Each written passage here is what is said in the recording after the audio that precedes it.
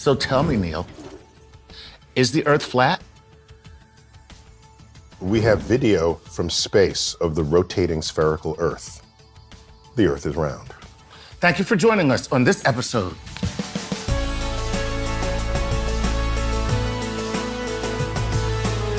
What's odd is there are people who think Earth is flat, Right. but recognize that the moon is round. Mercury, Venus, Mars, Jupiter, Saturn, Uranus, Neptune, and the sun are all spheres, but Earth is flat. That's not, something doesn't square. Something doesn't jive, right? Okay. Plus, in my latest book, ooh, did I just plug my book? Wait, your latest book is called Astrophysics for People in a Hurry. What? We just happen to have a copy right here. No, it just happens to me. I swear we didn't plant the book. I have an entire chapter titled On Being Round. And it's an exploration of how all the laws of physics and the accounting of energy as processes unfold in the universe, how that conspire to make things round. So it favors the sphere. Favors a sphere, yes. Right. And if something is not a sphere, it's a little bit flattened, you can ask what flattened it, and you find out, oh, it's rotating real fast. Right. So then it gets a little flattened because of that. Right. And so almost everything in the universe is either spheres or slight distortions of a sphere for some other thing that's happening to it. I mean, we can just see how the universe favors spheres. So it's nature. Right. Basically, nature. the universe. In all fairness to the people who want a flat Earth. Yes, let's be fair to those people. Okay. In Columbus's day, there was surely a flat Earth contingent. Okay? Yes. Columbus predates the era of experimental checking of any idea you might have. Not a lot of peer-reviewed studies back in the day. Back in the day. Back in the day. Back in the day. Kind of just like... You just say whatever you felt. You know what? I believe that elephant poop will cure cancer. There you go. That's right. Wrote a paper about it. Like to read it? Here it is. And you're good, right? Right. So it wasn't until Francis Bacon, Galileo, in the 1600s, where the idea that if you're going to say something and you think what you're saying is true, then no matter how obvious you think it is that it's true, you should still test it. Gotcha. There could be something fooling you in one way or another. So if you want to say Earth is flat, then, for example, lunar eclipses. What's a lunar eclipse? If your face is the brilliant sun. Thank you. And this is Earth, and the moon is over here, the sun is always casting Earth's shadow into space. It's always there no matter what. Right. Obviously, okay? It's just a shadow. It's a shadow. The moon It's just occasionally... a shadow shining on blackness. Yeah, a shadow in darkness. A shadow in darkness. So the moon occasionally passes through that shadow. And if you see the shape of Earth's shadow on the moon, it is always round.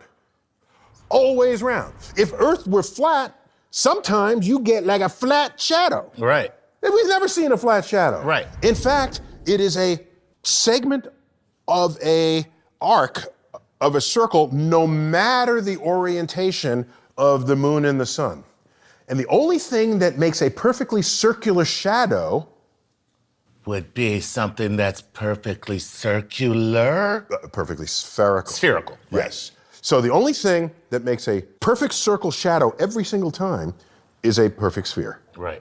Okay? No matter what angle matter you where shine. you're shining. Whereas a disc, it would only make a perfect circle if you lined it that way. Right. And So then you have to look at the face of the disc in order to get the circle. The circle. If any any other angle, you get other shapes. something of another The shape. Greeks knew this. Right. All the lunar eclipses they said, oh my gosh, we must be in a round Earth. This is thousands of years. Before 2,000 years Columbus. before Columbus. Exactly. Right. So now if the Earth is round, how big is Earth? You might want to check for that. There was a famous experiment conducted by Eratosthenes. Eratosthenes. And the two cities in the old world, and one of them, they knew that at 12 noon on a particular day of the year, that the sun was directly overhead and you could see the bottom of a well. Oh, okay. You don't run around looking at the bottoms of wells. No. Because the light doesn't take, it's just, no. Doesn't get down there. Doesn't get down there. How can we use this observation to see if Earth's surface is curved? We needed another well. Turns out we can't see the bottom of both wells at the same time. What might explain this? Well, there are two possible explanations. First, we could have a flat Earth with the sun that's small and close by, so that the light hits the second well at an angle.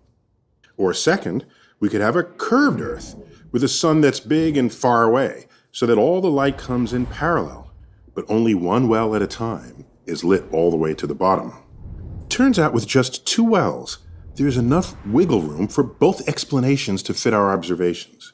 Eratosthenes only had 2 wells. But what if he had added a third? With a third well, it doesn't matter where the sun is. No flat Earth model can explain the angles of all 3 shadows. But the spherical model explains it all 3 angles, with ease. And to do this experiment, you got to measure the angles. Greeks had the angles. Yeah. Okay, in fact, geometry translates to Earth measurement. So one last thing, which should be obvious, Okay. if you pay attention and think about it. If you send a ship straight to the horizon, Right. eventually it begins to disappear until it's no longer visible beyond your horizon. Right. And you should ask yourself, what kind of surface would produce that result? The If, ocean, if it's the ocean has a ramp. That's it. It's like a parking lot. The ocean has a ramp. And it's an elevator. It's an at the end. elevator. Then you get to a certain point, and they just like going down. Seafarers knew this. Right. And so, however flat they would have imagined the Earth to be, they couldn't have accepted it to be completely flat, because otherwise you would never not see the ship. Okay. Also, if I just tell you, Chuck, walk due east, okay? Right. And don't ever stop. Right. I just turn around my chair and face this way, and eventually you're going to come back. Right. And you'll probably be about 150 years old, because I am no Forrest Gump. That is how long it would take me to run the Earth. For me, the fact that there's a rise of flat earthers is evidence of 2 things. Okay. One. One, we live in a country that protects free speech. That's actually kind of awesome. And 2, we live in a country with a failed educational system. Ooh, that one hurt.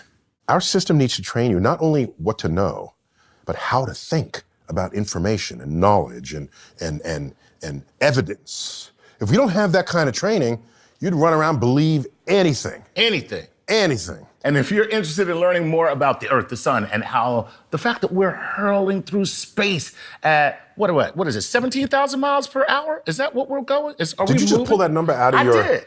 You know where I pulled it from. So you should consider all of this and consider checking out Brilliant, whether you are an adamant defender of the Earth's curves, or a professional scientist or a lifelong learner. Brilliant helps you master concepts of math, science, and engineering through solving fun, challenging problems. And you can sign up for free to get access to weekly challenges. And as a bonus to Star Talk viewers, anyone up to the 19th prime number that goes to brilliant.org/StarTalk will get 20% off the annual subscription, which helps you think like a scientist through guided course material and the ability to track progress with stats and extra practice. If you like what you see and you want to watch more videos from Star Talk, hit the subscribe bar and click the little button that gets you notifications every time that we put up a video. And don't forget to like and comment below with a topic of your own that you've been dying to get to the bottom of. All right, so hey, for those of you who are flat earthers, we say it's okay as long as you don't run NASA. And for those of you who are Greek philosophers and mathematicians, Neil will tell you what they would tell you, which would be? I don't know Greek, but if you could translate ancient Greek into English, they would say, keep looking up.